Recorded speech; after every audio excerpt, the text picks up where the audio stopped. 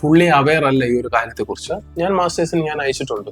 ഏത് ബാച്ചിലേഴ്സ് ഉള്ളവർക്കും വന്ന് ജർമ്മൻ പബ്ലിക് യൂണിവേഴ്സിറ്റികളിൽ പഠിക്കാനൊന്നുമില്ല, ചുമ്മാ പറയുന്നതാണ്. സാർ, നമ്മുടെ ഇപ്പൊ നാട്ടില് 3 year degree and 4 year degree ഉണ്ടല്ലോ.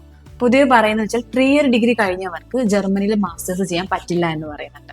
അത് സത്യമാണോ? ആക്ച്വലി ഈ കൺസൾട്ടിംഗ് ഫീൽഡിൽ വന്നതിന് ശേഷം എനിക്കും ഇങ്ങനത്തെ ക്വസ്റ്റ്യൻസ് അല്ലെ സ്റ്റുഡൻസിന്റെ ഭാഗത്തു നിന്ന് ഉണ്ടായിട്ടുണ്ട്. മോസ്റ്റ് ഓഫ് ഞാൻ നേരത്തെ പറഞ്ഞതുപോലെ മിക്ക കൺസൾട്ടൻസിയിലുള്ളവർക്കും കൗൺസിലേഴ്സിനും they are not aware, fully aware അല്ല ഈ ഒരു കാര്യത്തെക്കുറിച്ച്. ആക്ച്വലി 3 വർഷത്തെ ഡിഗ്രി ഉണ്ടെങ്കിലും 4 വർഷത്തെ ഡിഗ്രി ഉണ്ടെങ്കിലും നമുക്ക് പബ്ലിക് യൂണിവേഴ്സിറ്റികളിൽ അഡ്മിഷൻ എടുക്കാം. അത് അവർക്ക് അറിഞ്ഞുകൂടാത്തത് കൊണ്ടാണ് അവരെന്ത് പറയുന്നത്, അഡ്മിഷൻ കിട്ടില്ല.